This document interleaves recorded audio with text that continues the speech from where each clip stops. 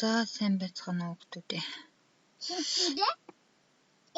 Доод игнэний үсгүүдийг үзсэн байгаа те телевиз хичээлээр. За багш нь тэрийг өнөөдөр үзснаа. За хамгийн ихэнд Google хөтжөөс Google-с програма татаж суулгахын тулд Rapid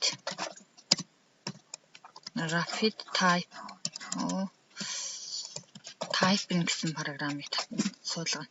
За эндээс download typing гэдгээ сонгоод ингээд дарчих нэ.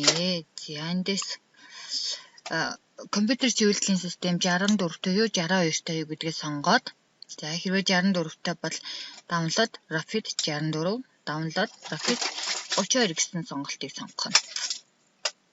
За ингээд татаж суулгасныхаа дараагаар яах вэ гэхээр introduction гэсэн эндснээс add more courses сонгоод эндээс Mongolian Cyrillic гэдгээ сонгож өгөх нэ.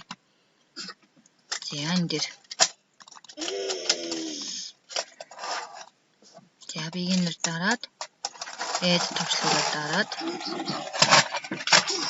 overwrite дарчих. За тэгэнгүүт Монгол үсгнүүд гараад ирж байгаа юм тийм ээ. За эндээс доод игнэний үсгнүүд маань болохоор ямар үсэг байгаа вэ гэхээр я, чи, ёо, ис, им, и, тэ, зөөлний тэмдэг, в, ю гэсэн үсгнүүд байна.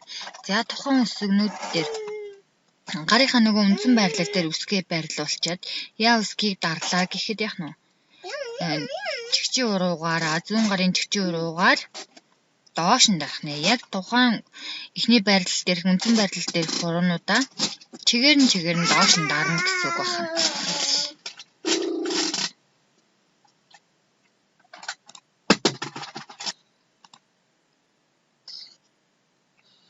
За доод игнэний үсгнүүд рүү орох нь. Is T заавла is T гэсэн сонголтоор гэрч жишээтэй хийх нэ. За энэхүү дасгалаа дахин давтаад хийгээд аль хуруугаар ямар үсгийг дарж ийна гэдгээ сайн тогтоох хэрэгтэй шүү. За яваа хүүхдүүдээ. За өнөөдрийн хичээл ингээд дуусгая.